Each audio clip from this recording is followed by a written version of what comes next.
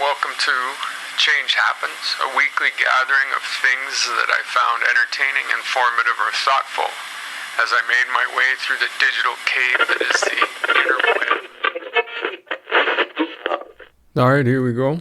Change Happens, Volume 109. Have a great day. Find your way. December 29th, 2024, from the walls of the digital cave. Hi. How can you be free behind a mask? It is not often we are free together. Sense and survival dictate we test the waters upon the gathering and adjust accordingly our presentation. Imagine, in a moment, that we, all of us, operated as our truest selves. The chaos would be spectacular. So we temper what is in our hearts and heads, and we respect the sacred covenant. Thou shalt not be too weird today. Change Happens is brought to you by Hyperventilating the Podcast. A father and a daughter discuss matters. Hyperventilating the Podcast, entertaining, thoughtful, and informative. Join us every Wednesday. The Past Preserved. Headline: Bear leather shoes and Roman good luck coins. The lost worlds emerging from glaciers. From the article. Some 5,000 years ago, a tattooed man in his 40s with brown eyes and thin and black hair climbed a steep mountain in the Aurochs Alps, on the border between what is now Italy and Austria, to a mountain ridge more than 3,000 meters, almost 10,000 feet above sea level. He was wearing a striped goat fur coat, a bear fur cap, and sturdy shoes with bear leather soles, and he seemed to be in a rush. Although he was genetically predisposed to obesity, his active lifestyle had generally kept him fit and muscular. He had some health issues, stomach problems, knee issues, but that did not stop him. Nor did his extraordinary amount of gear, some incomplete as if packed in a hurry, an unfinished bow and arrows, a precious copper axe, medicinal mushrooms, and even 2 portable stoves made from birch bark. He was about to cross the high ridge, perhaps hoping for safety on the other side, when an arrow hit his shoulder, severed an artery, and killed him. Snow and ice covered his body and belongings. He lay there undetected for thousands of years. A good article looking at what the retreating glaciers are revealing to us. The main focus is on a 5,000-year-old body uncovered in the Aurochs Alps. The male body, named Otzi, was found in 1991 and is indicative of what the ice can preserve. Often thousands of years of history is at once discovered. Advances in technology allow us to learn more and more from these discoveries. We can determine how he spent his last days, what his genetic makeup was, and how he lived and how he died. Essentially, organic time capsules are being found. The ice preserves things that would be long gone if they were down in the valleys. The downside, other than the alarming rate at which the ice is melting, is that things revealed quickly disappear once the preserving ice and permafrost are gone. Bugs tap out. Headline: What do insects do all winter? From the article. There is almost no food available at this time of year, and insects generally do not eat during their hibernation. Winter can last for months, so insects have evolved 2 strategies. Gain additional weight before winter and consume this energy store slowly by lowering their metabolic rate. Many insects live their entire life cycle, from egg to larva, pupa, and adult, within a few months to a year. Losing months during winter is significant, and so insects simply pause their development during hibernation. Which life stage species hibernate in differs from species to species, but the speckled wood butterfly found across Europe and North Africa turns into pupa just before winter and develops into a butterfly several months later in spring. A consideration of what insects do all winter. They don't just disappear. Where do they go? How do they survive? And what is the mechanism that gets them through the winter? I thought it was interesting to consider what these little bugs are doing in the winter. They're still everywhere, in the trees, the bushes, and in the soil. For the most part, they are taking advantage of what a good insulator snow is, getting cozy somewhere and sitting out the winter. Fatten up and lower the metabolic rate, right out of Chapter 1 in the Hibernation Handbook. The Ancient Cow. Headline: The story of the Aurochs is more complicated than we thought. Cattle are one of the most important animals in human history, says Mikkel Sinding, a postdoctoral researcher in the biology department at the University of Copenhagen. Yet for all the value cows have held for human beings past and present, Sinding says, we still don't actually know where they came from. All we know for certain is that cattle come from Aurochs, their larger, fiercer, extinct wild ancestor. In a new study of ancient Aurochs genomes published in Nature, Sinding and other researchers have shed light on the deep global ties that bind Aurochs and domestic cattle with humankind. Ancient texts describe aurochs as dangerous due to their aggression, speed, strength, and lack of fear. Similar to their bison cousins, they were not inclined to run away when they felt threatened. This is a good way to become a food source when humans are involved.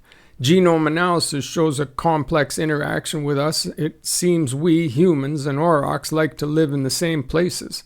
Temperate beasts when it comes to weather. The last known wild auroch died in Poland in 1627.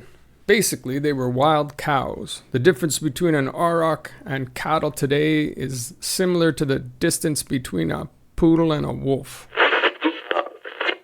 December 28, 1869. Chewing gum. Patent filed by dentist. Down the wiki rabbit hole. Although chewing gum can be traced back to civilizations worldwide, the modernization and commercialization of this product mainly took place in the United States. The American Indians chewed resin made from the sap of spruce trees. The New England settlers picked up this practice, and in 1848, John B. Curtis developed and sold the first commercial chewing gum called the State of Maine Pure Spruce Gum. In this way, the industrializing West, having forgotten about tree gums, rediscovered chewing gum through the first Americans. Around 1850, a gum made from paraffin wax, a petroleum product, was developed and soon exceeded the spruce gum in popularity.